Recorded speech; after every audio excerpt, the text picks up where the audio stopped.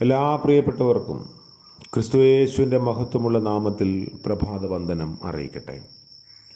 ഇന്നത്തെ നമ്മുടെ ധ്യാനത്തിനായി വെളിപ്പാട് പുസ്തകം 7-ാം അധ്യായം 9 മുതൽ 12 വരെയുള്ള വാക്യങ്ങൾ. വെളിപ്പാട് പുസ്തകം 7-9 മുതൽ 12 വരെ. ഇതിൻ്റെ ശേഷം സകല ജാതികളിലും ഗോത്രങ്ങളിലും വംശങ്ങളിലും ഭാഷകളിലും നിന്ന് ഉള്ളതായി ആർക്കും എണ്ണിക്കൂടാത്ത ഒരു മഹാപുരുഷാരം വെള്ള നിലയങ്കി ധരിച്ച് കയ്യിൽ കുരുത്തോലയുമായി സിംഹാസനത്തിനും കുഞ്ഞാടിനും മുൻപാകെ നിൽക്കുന്നത് ഞാൻ കണ്ടു. രക്ഷ എന്നുള്ളത് സിംഹാസനത്തിലിരിക്കുന്നവനായ നമ്മുടെ ദൈവത്തിൻ്റെയും കുഞ്ഞാടിൻ്റെയും ദാനം എന്ന് അവർ അത്യുച്ചത്തിൽ ആർത്തുകൊണ്ടിരുന്നു.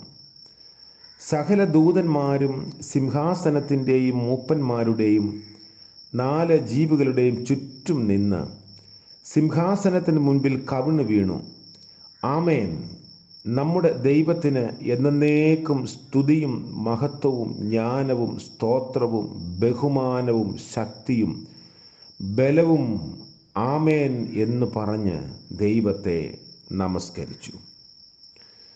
കർത്താവിൻ്റെ പരിശുദ്ധ നാമം വാഴ്ത്തപ്പെടുമാറാകട്ടെ.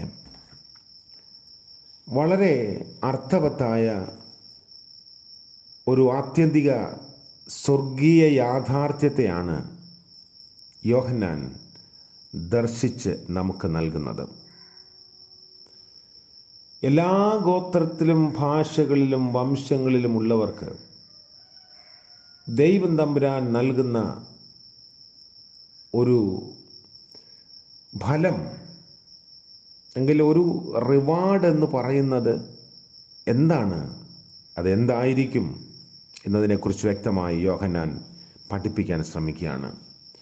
ഇസ്രായേലിൻ്റെ 12 ഗോത്രങ്ങളിലുള്ളവർക്കും പ്രതിഫലം നൽകുന്ന അല്ലെങ്കിൽ മുദ്ര ഏറ്റ് സിംഹാസനത്തിന് മുൻപാകെ നിൽക്കുന്ന ഒരു കാഴ്ച ഇവിടെ നൽകുന്നുണ്ട്. എല്ലാ ഗോത്രത്തിലും, ഒരു ഗോത്രത്തിനും മാറ്റമില്ല.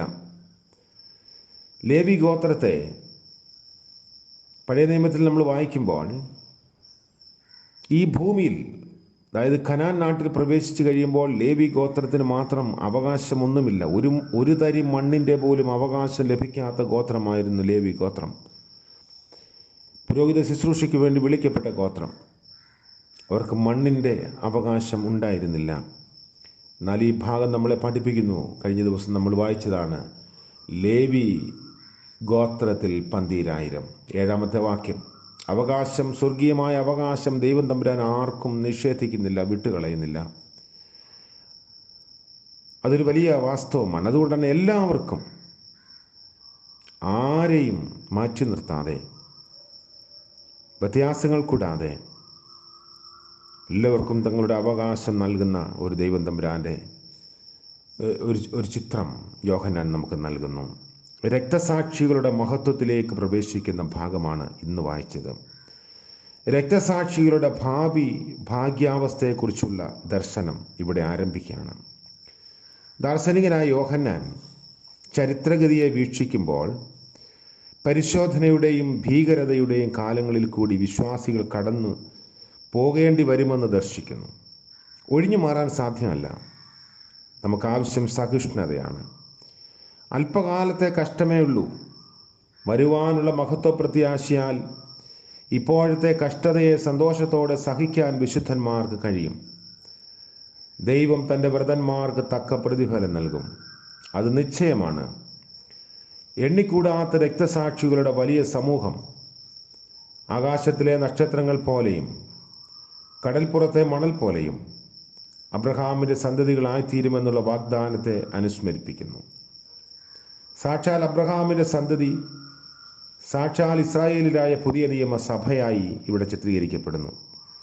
എല്ലാ ജാതിക്കാരിൽ നിന്നുമുള്ള ദൈവത്തിൻ്റെ വിശ്വസ്ത സാക്ഷികൾ എല്ലാം ചേർന്ന് ക്രിസ്തുവിൻ്റെ ആട്ടിൻകൂട്ടമായി തീരുമെന്നാണ് ദർശനത്തിൻ്റെ സാരം.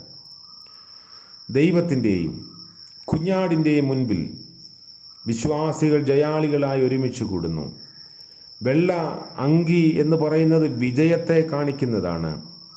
വിജയിയായ ഒരു റോമ സേനാനായകൻ വെള്ളവസ്ത്രം ധരിക്കുന്ന പതിവുണ്ടായിരുന്നു. കുരുത്തോല വിജയത്തിൻ്റെയും സ്തോത്രത്തിൻ്റെയും ചിഹ്നമാണ്. അന്തിയോക്കസ് എപ്പിഫാനസിൻ്റെ കയ്യിൽ നിന്ന് മക്കാബിയെ യെരുശലേം തിരിച്ചു പിടിച്ചപ്പോൾ ജനം കുരുത്തോലകൾ പിടിച്ച് സങ്കീർത്തനം പാടി ജയഘോഷത്തോടെ നഗരത്തിലേക്ക് പ്രവേശിച്ചതായി വായിക്കുന്നു. വിജയികളായ വിശ്വസ്ത സാക്ഷികൾ രക്ഷ ദൈവത്തിനുള്ളത് എന്ന് പാടിക്കൊണ്ട് ദൈവത്തെ മഹത്വപ്പെടുത്തുന്നു. ദൈവത്തിൻ്റെ കൈകളാണ് അവനെ താങ്ങി നിർത്തിയത്, വിജയത്തിലേക്ക് നടത്തിയത്. ഇത് നന്ദിപൂർവ്വം ആർത്ത് ഘോഷിക്കുന്നു. കഷ്ടങ്ങളിൽ നിന്ന് ഒഴിഞ്ഞ് മാറിപ്പോകാൻ സഹായിച്ചു എന്നല്ല, കഷ്ടത ദൈവം നൽകിയെന്നാണ് അവർ സ്തുതിച്ചു പാടുന്നത്. തുടർന്നുള്ള വാക്യങ്ങളിൽ മാലാഖമാരുടെ വലിയൊരു സ്തുതിയുണ്ട്. സിംഹാസനം കേന്ദ്രമായി വൃത്താകാരത്തിൽ അനേകം നിരകളായി നിൽക്കുന്ന സ്വർഗീയ സൈന്യങ്ങളുടെ ആരാധനയുടെ ചിത്രമാണ് ഇവിടെ കാണുന്നത്. ഏറ്റവും പുറത്തുള്ള നിരയിൽ മാലാഖമാർ, അവർ സിംഹാസനത്തോടെ ഏറ്റവും അടുത്തുള്ള നിരയിൽ 24 മൂപ്പന്മാരെ കാണുന്നു. ഇവരാണ് ഏറ്റവും അടുത്ത് നിൽക്കുന്നവർ. അതിൻ്റെയും ഉള്ളിലായി 4 ജീവികൾ. സിംഹാസനത്തിന് മുൻപിലായി വെള്ള നിലയങ്കി ധരിച്ച രക്തസാക്ഷികളുടെ ഗണങ്ങൾ. രക്തസാക്ഷികൾ ദൈവത്തെ സ്തുതിച്ച് ഉച്ചത്തിൽ ആർത്തു പാടുന്നു. മാലാഖമാർ ആ ഗാനം ഏറ്റുവാങ്ങുന്നതിന് ലക്ഷ്യമായി ആമീൻ എന്ന് ആലപിക്കുന്നു. അതിനുശേഷം മാലാഖമാർ തങ്ങളുടേതായ സ്തുതിഗാനം പാടുന്നു. ആ ഗാനത്തിൻ്റെ ഓരോ വാക്കും ദൈവത്തിൻ്റെ മഹത്വത്തെ പ്രകീർത്തിക്കുന്നതാണ്. സർവസൃഷ്ടിയും സൃഷ്ടാവിന് സ്തുതിഗീതം പാടുന്നുവെന്ന ആശയം വളരെ മഹത്തരമാണ്. ദൈവം രാജാതിരാജാവും കർത്താതികർത്താവുമാകയാൽ സർവ സൃഷ്ടികളാലും മഹത്വീകരിക്കപ്പെടാൻ യോഗ്യനാകുന്നു. ദൈവത്തിൻ്റെ പിതൃസ്നേഹം കേവലം വിലയില്ലാത്ത മനോവികാരമായി ഒരിക്കലും കാണാൻ സാധിക്കുന്നില്ല. അവൻ മഹത്വവാനായ ദൈവമാകുന്നുവെന്നറിഞ്ഞ് അവനെ ആരാധിക്കണം. നമ്മൾ പറഞ്ഞ ഈ ഗുണങ്ങൾ, അതുപോലെ തന്നെ ബുദ്ധിയും ദൈവത്തിനുള്ളതാണ്. സകല സത്യവും അവനിൽ നിന്ന് അത്രേ വരുന്നത്. മനുഷ്യൻ പരിജ്ഞാനം അന്വേഷിക്കുന്നുവെങ്കിൽ അതിന് 2 മാർഗങ്ങളാണുള്ളത്. ഒന്ന് സ്വന്തം മനസ്സിനോട് ചോദിക്കുക, 2 ദൈവത്തോട് ചോദിക്കുക. 2 വഴികളും നമുക്ക് ആവശ്യമാണ്. സ്വർഗീയ ഗായകർ ദൈവത്തിന് സ്തോത്രം കരേറ്റുന്നു. ദൈവം രക്ഷാദാതാവും കൃപാകരനുമാകുന്നു. അവൻ ലോകസൃഷ്ടാവും സകലത്തിൻ്റെയും സംരക്ഷകനുമാണ്. അവൻ്റെ ഉപകാരങ്ങളൊന്നും മറക്കരുതെന്ന് സങ്കീർത്തനങ്ങൾ ഉദ്ബോധിപ്പിക്കുന്നു. നന്ദികെട്ട സന്തതി പാമ്പിൻ്റെ പല്ലിനേക്കാൾ വിഷമുള്ളതാകുന്നുവെന്ന് ഷേക്സ്പിയർ പറഞ്ഞ ഒരു വാചകമുണ്ട്. പാപാവസ്ഥകളിൽ വെച്ച് ഏറ്റവും നീചമായ അവസ്ഥയാണ് നന്ദികേട്. അതുകൊണ്ട് രക്തസാക്ഷികൾ പാടുന്നു, ബഹുമാനം ദൈവത്തിനുള്ളത്. ആകയാൽ ആരാധന പ്രകൃതിയാ തന്നെ ദൈവത്തിന് ലഭിക്കേണ്ടതാണ്. നമുക്കിഷ്ടം പോലെ കൈകാര്യം ചെയ്യാവുന്ന വ്യക്തിയാണ് ദൈവമെന്ന് പലപ്പോഴും തെറ്റിദ്ധരിച്ചു പോകാറുണ്ട്. നമ്മുടെ അഭിലാഷങ്ങളുടെ പട്ടികയുമായി അധര സേവയാകുന്ന പ്രാർത്ഥന കഴിക്കാൻ അതുമൂലം ഇടയായിത്തീരുന്നു. വാസ്തവത്തിൽ അവനെ ആരാധിക്കുകയാണ് വേണ്ടത്. അവൻ്റെ സന്നിധിയിൽ ആരാധന അർപ്പിച്ച് അനുസരണത്തോടെ കാത്തിരിക്കണം. ശക്തി യഹോവയ്ക്കുള്ളത്. അവൻ്റെ കൈ ഒരിക്കലും കുറുതായി പോവുകയില്ല. അവൻ്റെ ശക്തി ഒരിക്കലും ക്ഷയിച്ചു പോകുകയില്ല. എന്നാൽ ദൈവം തൻ്റെ ശക്തി സ്വന്തം ആവശ്യങ്ങൾക്ക് വേണ്ടിയല്ല, മനുഷ്യന് വേണ്ടിയാണ് ഉപയോഗിക്കുന്നത്.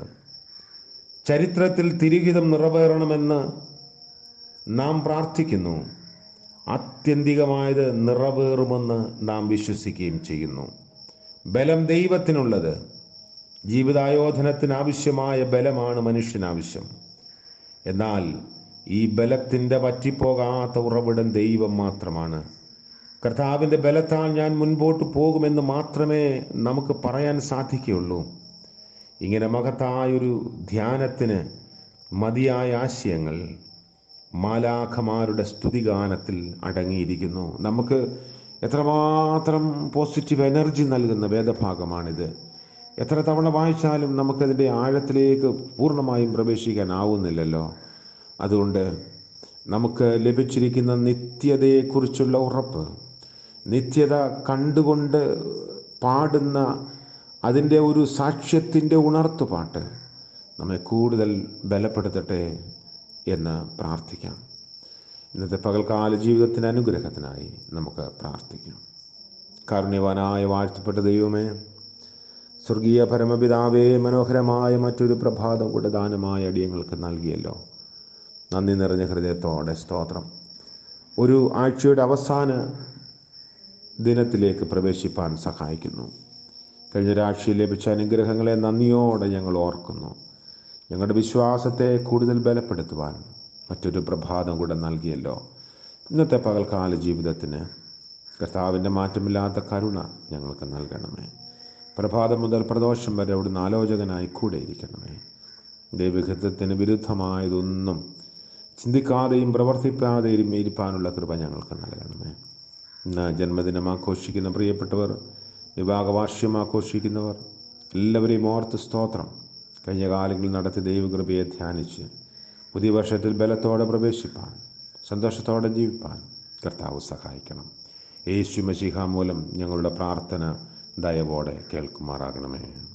ആമേൻ. ത്രിയേക ദൈവത്തിൻ്റെ ആലോചനയും കരുണയും കൃപയും നാം എല്ലാവരോടും നമ്മുടെ ആവശ്യങ്ങളോടും കൂടെ ഇപ്പോഴും എപ്പോഴും എന്നേക്കും ഉണ്ടായിരിക്കുമാറാകട്ടെ. ആമേൻ.